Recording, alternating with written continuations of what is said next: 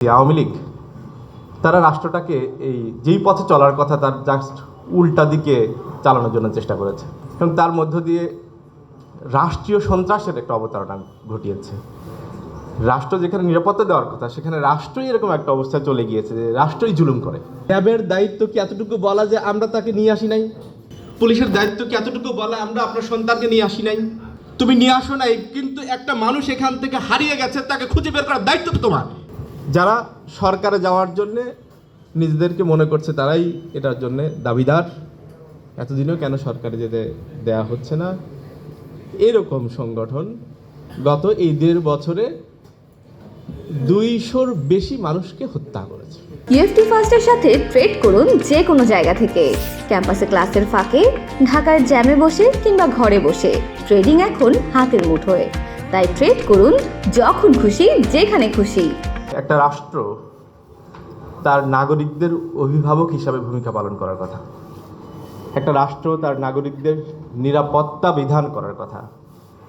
একটা রাষ্ট্র এমন একটা পরিবেশ তৈরি করার কথা যাতে করে সেখানকার নাগরিকেরা নিশ্চিন্ত মনে পথ চলতে পারে, জীবনযাপন করতে পারে ডিগনিটির সাথে।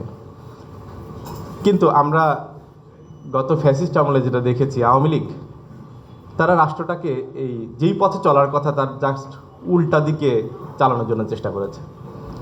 180 ডিগ্রি ঘুরায় দিয়ে উল্টা দিকে চালানোর জন্য চেষ্টা করেছে এবং তার মধ্য দিয়ে রাষ্ট্রীয় সন্ত্রাসের একটা অবতারণা ঘটিয়েছে। রাষ্ট্র যেখানে নিরাপত্তা দেওয়ার কথা সেখানে রাষ্ট্রই এরকম একটা অবস্থায় চলে গিয়েছে যে রাষ্ট্রই জুলুম করে।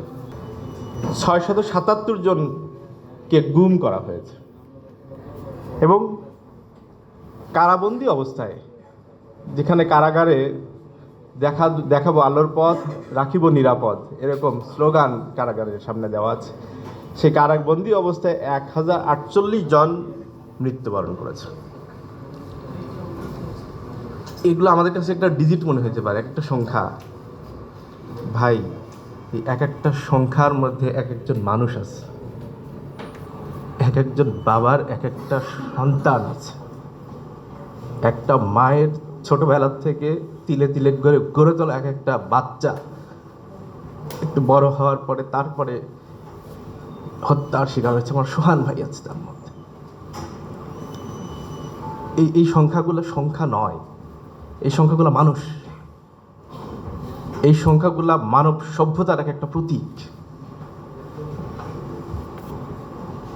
ছোট্ট কয়েকটা রিপোর্ট আমরা দেখলাম।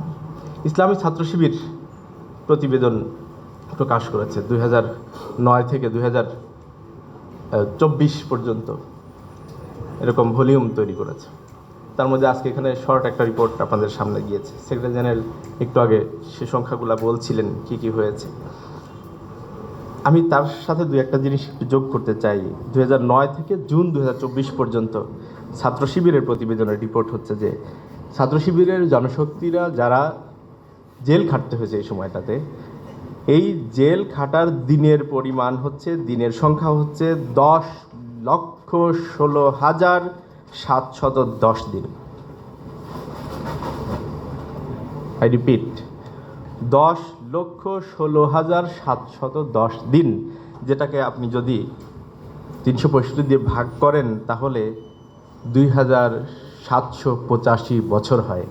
প্রায় 3,000 বছর জেল খেটেছি আমরা। 15 বছরে 3,000 বছর। রিমান্ডে যেই অকথ্য নির্যাতন হতো, আপনারা আমার পেছনে 2টা ছবি দেওয়া আছে, সাবেক কেন্দ্রীয় সভাপতি ডক্টর মাসুদ ভাই এবং দেলওয়ার ভাই, কি পরিমাণ নির্যাতন সেখানে হতো। সেই নির্যাতনে আমাদের ছাত্র শিবিরের জনশক্তিরা রিমান্ড খাটতে হয়েছে কতদিন জানেন? 29,971 দিন। 365 দিয়ে ভাগ করেন, প্রায় 85 বছর হয়। এই 85 বছরের প্রতিটা দিন হচ্ছে যে এই অকথ্য নির্যাতনের দিন, হাতের এই নখ তুলে ফেলার দিন। বাম পাশে আমি একটা ছবি দেখছিলাম, আমাদের শিবিরের প্রচার সম্পাদক ছিলেন আবু সালে ইয়াহে ভাই। ওনাকে যখন নির্যাতন করা হয় গুম রাখা অবস্থায়, সেই সময়টাতে ওনার বাবা ছোটোবেলায় ইন্তেকাল করেছেন, ওনার মা ওনাকে বড় করেছেন। তা আমাকে উনি বর্ণনা করছিলেন যে মনে হচ্ছিল যে বোধহয় আমি মারা যাব। নির্যাতনের মুখে উনি একসময় বলছিলেন অস্ফুট স্বরে, মা আমাকে মাফ করে দিও, কিছুই করতে পারলাম না তোমার জন্য। এই রিমান্ডের প্রতিটা দিনের যোগফল হচ্ছে 29,971 দিন। সম্মানিত ভাইরা, গুম হয়েছে 255 জন, তার মধ্যে 7 জন ভাইকে আমরা এখনও ফিরে পাইনি। আর কিছু ভাইকে আমরা ফিরে পেয়েছি কিভাবে জানেন? ওই যে সোহান ভাইয়ের অবস্থায়, ইবনুল পারভেজ ভাইয়ের অবস্থায়। অনেক দিন ধরে কোনো খোঁজ খবর নাই, খোঁজ দিচ্ছে না। তারপরে একদিন পাওয়া গেল কিভাবে, রাস্তার পাশে মৃত অবস্থায় পড়ে আছে।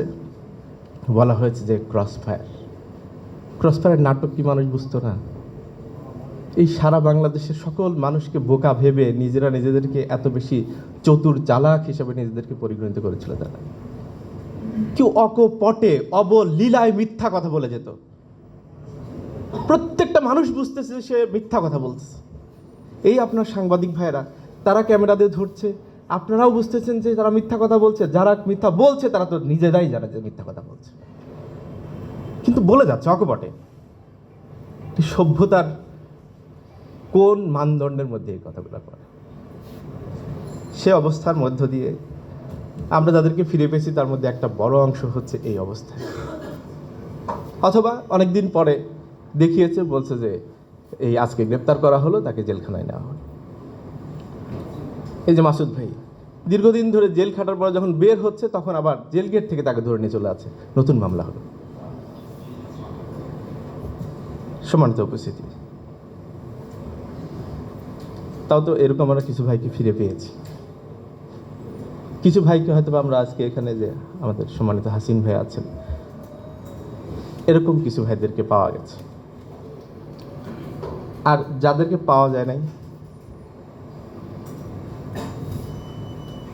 ইলিয়াস আলীকে পাওয়া যায় নাই, ছাত্র শিবিরের 7 জন ভাইকে এখনো পাওয়া যায় নাই, ওয়ালিউল্লাহ মুকাদ্দাস ভাইদেরকে খুঁজে পাওয়া যায় নাই, এখন কোনো সন্ধানও তারা দিচ্ছে না। যাদেরকে পাওয়া যায় নাই তাদের মায়ের অবস্থাটা বুঝতে পারেন? আমরা তাদের সহকর্মী হিসেবে আমরা ফিল করি, বাট তার মা কিভাবে ফিল করে, ওই বাচ্চাগুলোর বাবা কিভাবে ফিল করে? যারা এই অন্যায় জুলুম নির্যাতন করেছে তারাও তো কারো না কারো হয়তো বা বাবা, কারো হয়তো বা মা। মনুষ্যত্ব তাদের মধ্যে থেকে একেবারে নাই হয়ে গেছে। 2020 সালে যখন ইসলামী ছাত্র শিবিরের কেন্দ্রীয় সভাপতির দায়িত্ব ছিল আমাদের, স্বাভাবিকভাবে এই দায়িত্বটা অনেক বেশি ভারী, বেশি কঠিন দায়িত্ব। এত শহীদের কঠিন বয় সংগঠনের জিম্মাদারির দায়িত্ব, এত আহত পঙ্গুত্ববরণকারী ভাইদের, এত গুম হয়ে থাকা ভাইদের পরিবারের যেই বুক ফাটা কান্না, সেগুলার ভার। এরকম সময়ে একদিন ওয়ালিউল্লাহ ভাই, ইসলামী বিশ্ববিদ্যালয়ের 2 জন গুম হয়ে থাকা ভাই, ওয়ালিউল্লাহ ভাই, মুকাদ্দাস ভাই। ওয়ালিউল্লাহ ভাইয়ের বাবা একদিন আমাকে ফোন দিলেন যে বাবা, আমি তোমাকে কিছু ছবি পাঠাচ্ছি। বাংলাদেশ ইন্ডিয়ার বর্ডার, বাংলাদেশের এই পার্টে কিছু মানুষ ভবঘুরে অবস্থায় বা যাদেরকে মানসিক বিকারগ্রস্ত অবস্থায় এরকম পাওয়া গেছে। পত্রিকায় রিপোর্ট এসছে, ওনার ধারণা যে হয়তো বা পার্শ্ববর্তী দেশে নিয়ে গিয়েছিল গুম করে, হয়তো বা তাদেরকে এভাবে করে পুশ করেছে। চুল উস্কো খুস্কো, বড় বড় চুল, বিরাট দাড়ি, ময়লা কাপড়, এরকম সেরকম কিছু ছবি উনি আমাকে পাঠিয়েছেন। পাঠিয়ে আমাকে বলছেন যে এই ছবিগুলো একটু চেক করে দেখো তো, কোনোভাবে কি আমার সন্তানের ছবির সাথে মিলে, চেহারার সাথে মিলে। অনেকটা বছর হয়ে গেল, চেহারা তো আগের মতো থাকবে না, কোনোভাবে কোনো মিলে কি না। আমি জাস্ট এতটুকু জানলেই হবে যে এটা আমার সন্তান। আমরা চেক করেছি কিন্তু মিলে নাই। ওই বাবাকে আমরা কি আনসার করতাম, কি জবাব দিতাম? কোনো জবাব দেওয়ার সুযোগ ছিল না, জবাব দিতে পারিনি। সম্মানিত ভাইরা, গ্রেপ্তার করলে বাংলাদেশের আইন অনুসারে 24 ঘন্টার মধ্যে প্রদর্শন করতে হয়, কিন্তু সেই আইন কোথায়, সে আইন কোথায় বাস্তবায়িত হয়েছে? আশ্চর্যজনক ব্যাপার হচ্ছে যে বিভিন্ন সংস্থার নামে ধরে নিয়ে যেত, যখন সেখানে সেই সংস্থার কাছে যাওয়া হতো যে নিয়ে আসছেন কোথায়, আমার ছেলে কোথায়, আমাদের এই কর্মী কোথায়, তারা বলতো না আমরা গ্রেপ্তার করি নাই। এটা বলেই তারা ক্ষান্ত হয়ে। বলেন র্যাবের দায়িত্ব কি এতটুকু বলা যে আমরা তাকে নিয়ে আসি নাই? পুলিশের দায়িত্ব কি এতটুকু বলা আমরা আপনার সন্তানকে নিয়ে আসি নাই? তুমি নিয়ে আসো নাই, কিন্তু একটা মানুষ এখান থেকে হারিয়ে গেছে, তাকে খুঁজে বের করার দায়িত্ব তো তোমার।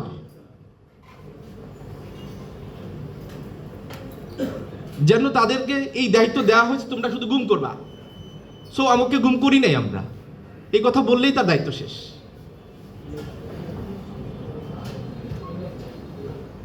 সম্মানিত উপস্থিতি, সো এগুলা গেল একটা পার্ট। আরেকটা পার্ট হচ্ছে বিচার, যারা কিনা বিচার করবে সেই বিচার ব্যবস্থার মধ্য দিয়ে মানুষকে খুন করার একটা বন্দোবস্ত করেছে, ট্রাইব্যুনাল করেছে। নিরাপরাধ মানুষগুলাকে, আমাদের নেতৃবৃন্দকে আমরা মনে করি তারা নিরাপরাধ, তাদেরকে বিশ্বাস করি, এবং এখন প্রমাণিত হয়েছে তারা নিরাপরাধ ছিল। আজহার ভাইয়ের মুক্তির মধ্য দিয়ে সেটা প্রমাণিত হয়েছে, রায়ের মধ্য দিয়ে সেটা প্রমাণিত হয়েছে। সে মানুষদেরকে মেরে ফেলা লাগবে, সেটার জন্যে কোর্ট বসাও, কোর্ট বসিয়েছে, সেটার মধ্য দিয়ে জোরপূর্বক এই লোকগুলাকে হত্যা করেছে। তাহলে যেই বিচার ব্যবস্থা মানুষকে সেফগার্ড দেবে, সেভ করবে, সেই বিচার ব্যবস্থার সিস্টেমের মধ্যে দিয়ে মানুষকে হত্যা করার ব্যবস্থাপনা করেছে। মানবাধিকারের লঙ্ঘনের, রাষ্ট্রীয়ভাবে লঙ্ঘনের আর কি বাকি থাকে? কয়েকদিন আগে আইন বিচার ও সংসদ বিষয়ক উপদেষ্টা ডক্টর আসিফ নজরুল একটা কথা বলেছেন যে আওয়ামী লীগ সরকারের সময়ে মানবাধিকার রক্ষার পরিবর্তে লঙ্ঘনের পক্ষ শক্তি হিসাবে উচ্চ আদালত ও national human rights commission of Bangladesh NHRC কাজ করেছে। মানে যারা কিনা রক্ষা করবে তারাই ওটার পক্ষ শক্তি হিসাবে কাজ করেছে।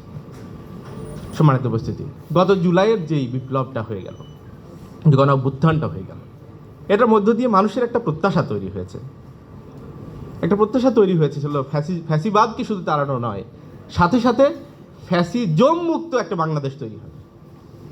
যেই কাজগুলো গত আমলে হতো সেই কাজগুলো হবে না, এরকম একটা বাংলাদেশ তৈরি করার একটা প্রত্যাশা বুকে দানা বেঁধেছে আমাদের। কিন্তু খুবই আশ্চর্যজনিতভাবে এবং হতাশার সাথে লক্ষ্য করা যাচ্ছে, যারা সরকারে যাওয়ার জন্যে নিজেদেরকে মনে করছে তারাই এটার জন্যে দাবিদার, এতদিনও কেন সরকারে যেতে দেয়া হচ্ছে না, এরকম সংগঠন গত এই 1.5 বছরে 200-র বেশি মানুষকে হত্যা করেছে। আমি এই ঘটনাটা এতটুকুই বললাম। শুধু এর সাথে সাথে দেখেন যে আইএমএ জাহিলিয়াতের মতো মানুষকে পাথর নিক্ষেপ করে দিনে দুপুরে মানুষকে, মানে মানুষের সামনে, দিনে দুপুর বলতে আমি বলছি গণমানুষের সামনে পাথর নিক্ষেপ করে জীবন্ত মানুষকে হত্যা করে ফেলা হচ্ছে। 2টা উদাহরণ তো যথেষ্ট। কি অবস্থার দিকে এখনো বাংলাদেশ আছে? কই তাহলে জুলাইয়ের যেই আকাঙ্ক্ষা, যে প্রত্যাশা, সেই প্রত্যাশাটা বাস্তবায়ন কই? তাহলে এই জায়গা থেকে আমরা যদি সত্যিকার অর্থে দেশকে বেশ করতে চাই, মুক্ত করতে চাই, তাহলে কয়েকটা জিনিস করা দরকার। মানবাধিকার ফেরানোর জন্যে আমাদের কয়েকটা কাজ করা উচিত বলে আমরা মনে করি। এক হচ্ছে যে স্বাধীন নিরপেক্ষ কার্যকর একটি মানবাধিকার কমিশন গঠন করা, সত্যিকার অর্থে স্বাধীন, কোনো দলের অধীনে তারা রাজনৈতিকভাবে প্রেশারাইজ করে তারপর তদন্ত করে, তারপর এগুলো করবে, এগুলো করতে গেলে আলটিমেটলি সেই কমিশন ঠিকমতো করে ফাংশন করতে পারবে না। সো এরকম একটা কমিশন তৈরি হওয়াটা অত্যন্ত জরুরি, বা যেটা আছে সেটাকে এই অবস্থায় রূপান্তর করা জরুরি। গুম হত্যাসহ সব অভিযোগের যে সমস্ত অভিযোগ ছিল এবং আছে সেগুলার স্বাধীন নিরপেক্ষ ও দ্রুত বিচার কার্যক্রম করা দরকার। শুধুমাত্র অভিযোগ দাঁড় করলে তো হচ্ছে না, সেটা বিচার দরকার। অভিযোগ অনেক ক্ষেত্রে করতে পারে না মানুষ, কারণ একবার যে নিপীড়িত হয়েছে, নির্যাতিত হয়েছে, সেটার পরে আবার অভিযোগ করতে গেলে আবার করে সে সহ তার আশেপাশে মানুষেরা নির্যাতিত হওয়ার একটা আশঙ্কা তার মধ্যে যদি থাকে, তাহলে সেক্ষেত্রে অভিযোগগুলোও কিন্তু ঠিকমতো আসে না। সো অভিযোগ যারা করেছে তাদের নিরাপত্তা এবং তথ্য প্রকাশের স্বাধীনতা নিশ্চিত করা, এটা অত্যন্ত জরুরি। আর একটা জরুরি হচ্ছে যে সঠিক ইতিহাস রচনার জন্যে যে সমস্ত ঘটনা সংঘটিত হয়ে গেছে সেগুলার তথ্য সংগ্রহ এবং লিপিবদ্ধ করা, এটা সরকারের পক্ষ থেকেই হওয়া দরকার।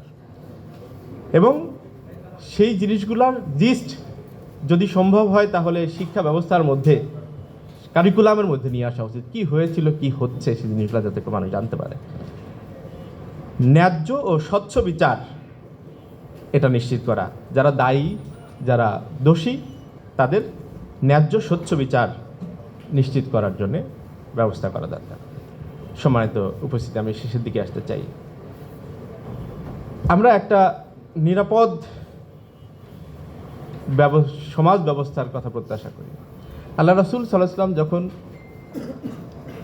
জন্মগ্রহণ করেছিলেন সেই সময় আরবের যে সমাজটা ছিল সেই সমাজটা ছিল সেই সমাজকে বলা হয় আইয়ামে জাহিলিয়াত, অন্ধকারাচ্ছন্ন সমাজ। সেই জায়গা থেকে তিনি যখন আল্লাহর পক্ষ থেকে নবুয়ত পেলেন, নবুয়তের কার্যক্রম শুরু করলেন আল্লাহর ইচ্ছায়। এরপরে দেখেন তিনি দীর্ঘ 23টি বছর বেঁচে ছিলেন। এই সময়ের মধ্যে আমূল পরিবর্তন সাধন করেছেন আলহামদুলিল্লাহ। তিনি ঘোষণা দিয়েছিলেন যেমন একটা সময় আসবে যে সময় মানুষ সানা থেকে হাদারামাউত পর্যন্ত একাকী হেঁটে যাবে, কিন্তু তার মনের মধ্যে আল্লাহর ভয় ছাড়ার কোনো ভয় আসবে না। এরকম একটি নিরাপদ, নিশ্চিন্ত, প্রশান্ত একটি সমাজ, সেই সমাজটাই তো আমরা প্রত্যাশা করি। আল্লাহ রাসূল সাল্লাল্লাহু আলাইহি ওয়াসাল্লাম সেরকম একটি সমাজ তৈরি করতে পেরেছিলেন, পরবর্তীতে সেই সমাজ বাস্তবায়িত হয়েছিল। আজকে যদি আমাদের এই সমাজটাকে সত্যিকার অর্থে সেরকম একটি শান্তিপূর্ণ, নিরাপদ সমাজে আমরা রূপান্তর করতে চাই, তাহলে আজও আমাদেরকে ইসলামী মূল্যবোধের ভিত্তিতে সমাজ বিনির্মাণের জন্য প্রচেষ্টা চালাতে হবে। আল্লাহ তাআলা আমাদেরকে তৌফিক দান করুন, আমিন। আসসালামু আলাইকুম ওয়া রাহমাতুল্লাহি ওয়া বারাকাতুহু।